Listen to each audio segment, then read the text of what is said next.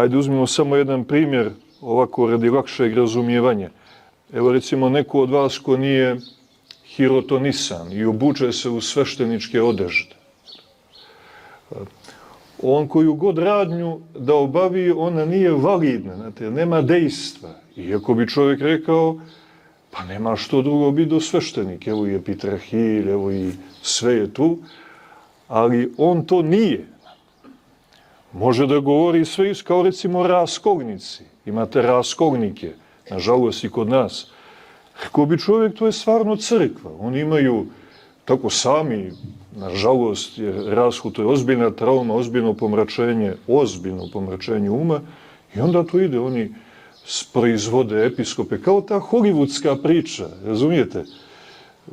I izgledaju zaista kao episkopi, premudro, smjerno stojimo, čujemo sveto evanđelje, čitanje svetog evanđelja po Mateju, imaju pjevnicu, imaju, nažalost, i to lažno sveštenstvo i monaštvo. Ide sve. I isti je tekst, iste su to riječi. Ali, koga nema? Čega nema? Duha Svetoga. A šta je to onda? Kako može apostol bez Duha Svetoga?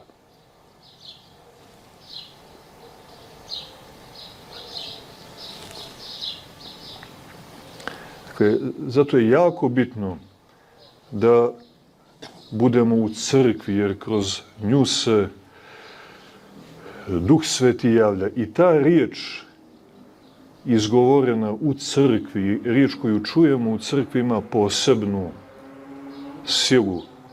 Ima to svešteno pomazanje Duha Svetoga i dejstvo. Jedan od svetih otaca koji je posebno duboko ušao u tajnu apostolske propovjedi i postao jedan od ravnoapostolnih svetitelja i vaseljenskih učitelja do ovog našeg vremena i do kraja vremena, sveti Jovan Zlatousti, u svim svojim besjedama sa trepetnom pažnjom pristupa svakoj evanđelskoj riječi, svakoj od apostolskih poslanica i sam nadahnut istim onim duhom kojim su bili nadahnuti i sveti apostoli.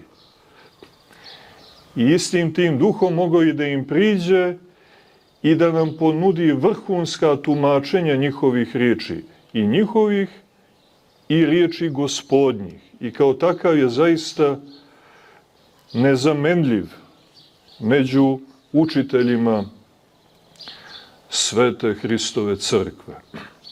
Nažalost, u hollywoodski nadahnutim univerzitetima njega nema,